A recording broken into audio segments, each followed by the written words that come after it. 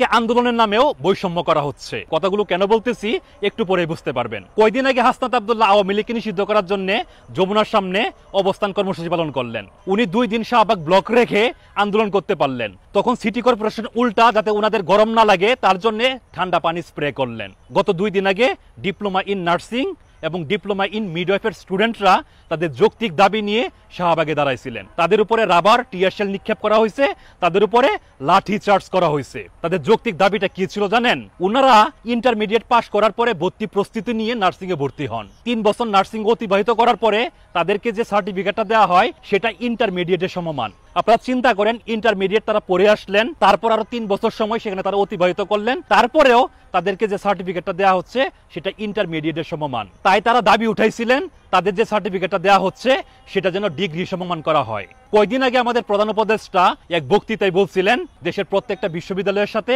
একটা করে nursing college খুলে দাও, যাতে করে আমরা অনেক বেশি নার্স তৈরি করতে পারি। কারণ দেশে বর্তমানে যে নার্সের সংখ্যা তা আমাদের প্রয়োজনের তুলনায় 82% কম। দেশে একজন ডাক্তারের সাথে 3 জন নার্স থাকার কথা, একজন নার্সকে 6 জন রোগীকে সেবা দেওয়ার কথা, কিন্তু তাদেরকে দিতে হচ্ছে 50 জন রোগীকে, যার জন্য আমাদের যে স্বাস্থ্য সেবা পাওয়ার কথা সেটা আজকে আমরা পাচ্ছি না। তবে বলে